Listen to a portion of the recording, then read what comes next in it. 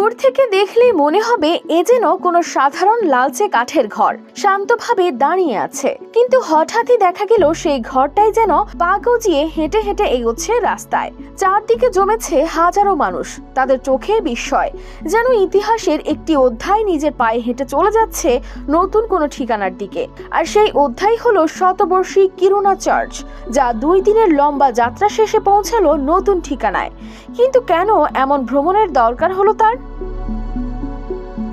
সুইডেনের আর্কটিক শহর কিরুনার এই চার্চটি শুধু প্রার্থনার স্থান নয়, বরং মানুষের অনুভূতির ও পরিচয়ের প্রতীক। 1912 সালে তৈরি হওয়া এই চার্চটির ওজন প্রায় 700 টন। বিশাল চার্চটিকে সরাতে তারা একেবারে বিশেষ কৌশল ব্যবহার করেছেন। প্রথমে এটিকে খুব মজবুত লোহার বিমের উপর বসানো হয়, তারপর সেটিকে তোলার জন্য ব্যবহার করা হয় অনেকগুলো বড় বড় চাকাযুক্ত যন্ত্র, যেগুলোকে বলা হয় শক্তিশালী ট্রলি বা ভারবাহী গাড়ি। 13টি মশলার এক দারুণ কম্বিনেশনে তৈরি ইফাত রশিদ বিরিয়ানি মশলা, উৎসব এখন প্রতিদিন। এই গাড়িগুলো একসাথে কাজ করে ধীরে ধীরে এটিকে টেনে এগিয়ে নিয়ে যায়, প্রতি ঘন্টায় 8 কিলোমিটার গতিতে, যেন আস্তে আস্তে হাঁটতে হাঁটতে এগিয়ে যাচ্ছিল এটি। কিন্তু এমন এক যাত্রার দরকার হলো কেন?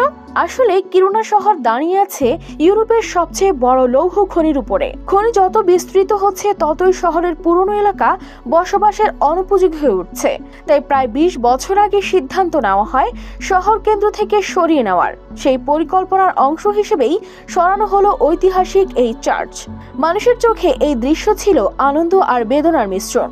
বেদনা কারণ শৈশবের স্মৃতি, বিয়ে, উৎসব, শোক সবকিছুরই সাক্ষী এই চার্চ। আনন্দ কারণ তারা ইতিহাসকে সামনে থেকে দেখছে। কিরুনার মানুষের বিশ্বাস এই চার্চ শুধু কাঠ আর ইটের তৈরি কোনো স্থাপনা নয়, বরং তাদের আত্মার প্রতিচ্ছবি। News desk, RTV।